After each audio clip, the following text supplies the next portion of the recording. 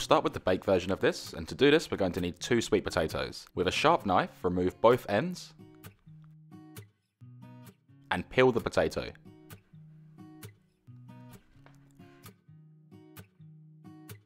And if you have one, you can put the scraps into a compost bin. Slice a 1 cm strip off of the side. Turn the potato to sit flat so it doesn't wobble, and continue to slice into 1 cm strips. And then with each strip, slice them into 1 cm by 1 cm battens. Once the potatoes are sliced, add them into a large mixing bowl and pour over enough cold water to cover them by 1 inch. Sprinkle over 1 tablespoon of sea salt flakes and give it a mix.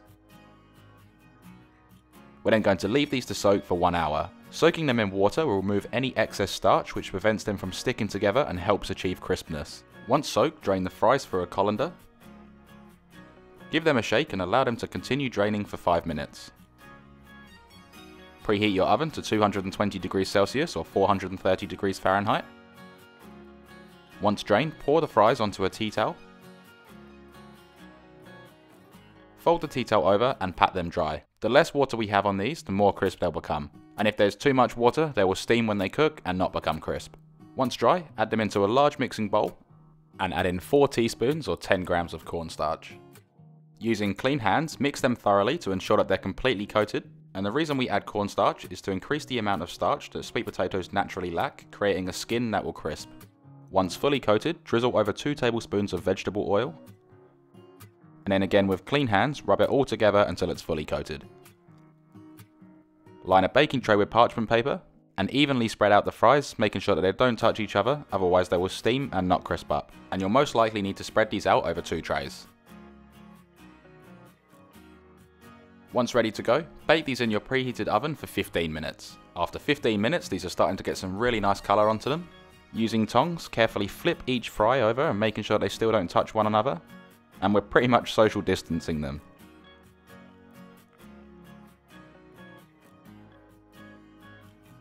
Once they're all flipped, pop them back into the oven for 20 minutes, rotating the tray halfway through to brown up and crisp. Then after 20 minutes, these are looking really good and really crispy. Turn your oven off and leave them in there with the door slightly open for 10 minutes, and this will help them crisp up one final time. Now our baked fries are looking really golden and really crisp. We can add them into a bowl. Give them a season to your taste. Mix them around to evenly coat and serve them up.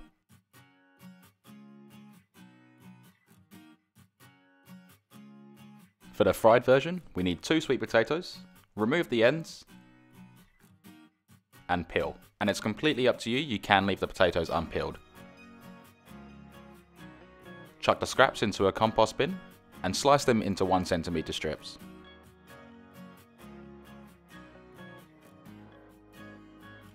Slice the strips into 1 cm by 1 cm battens and add them into a large pot.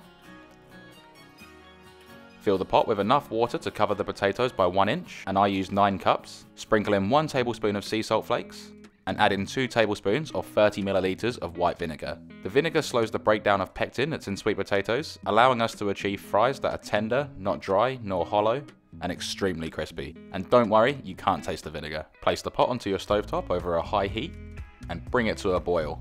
Once boiling, reduce the heat to medium and allow to simmer for 9 to 10 minutes or until tender but not breaking apart. After 9 minutes, the potatoes are nice and soft but are still intact. Remove them from the heat and using a slotted spoon or spider, carefully put the fries into a colander to drain. Allow them to drain and cool down for 20 minutes. Carefully place the potatoes onto a tea towel to absorb any excess moisture.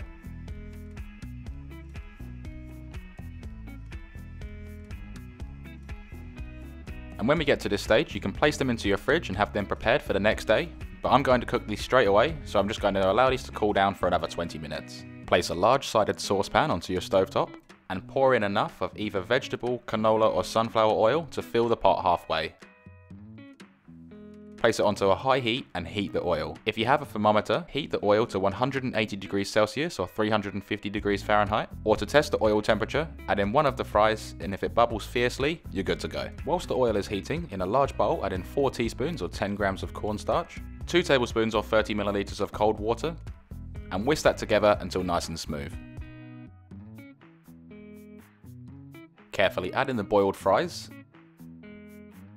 and with clean hands, gently coat the fries. The cornstarch and water is going to give the sweet potato its starch back and create a crispy skin around the edge, similar to what we did with the baked fries.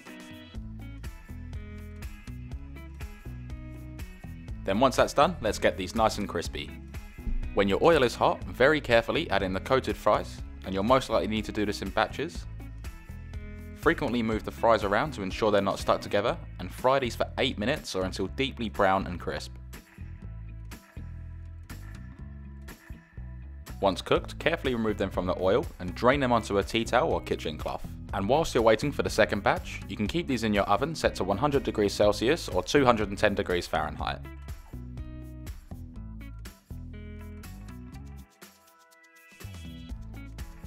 Once you're done with the oil, allow it to completely cool down. Once cold, remove it from the stovetop and pour it through a sieve into a container.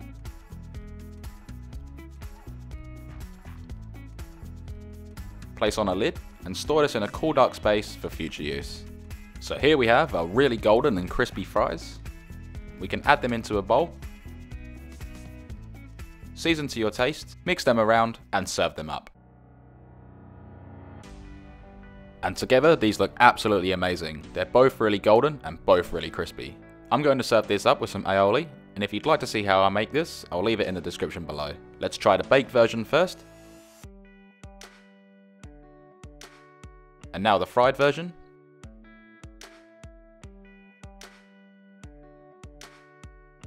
This is definitely a hard one to judge. The baked versions are nice and sweet with a deep caramel flavour, and of course they have a really great crunch on them, but I have to say the winner is the fried version. They have fantastic flavour. Being fried, you'd think they just taste like oil, but thanks to the preparation methods, you can taste the full flavour of the potato. They're really nice and sweet, creating that awesome sweet and salty combination, and have the most amazing crunch on them. Don't get me wrong, they're both really fantastic, and obviously the baked version is healthier, but we are allowed to treat ourselves every now and again. I really hope you enjoyed this video, and if you want to see more videos like this, let me know in the comment section down below of what you'd like to see, and I'll make it happen. Be sure to hit that like button, and consider subscribing to see more fantastic recipes. Thanks for watching, stay safe, and enjoy.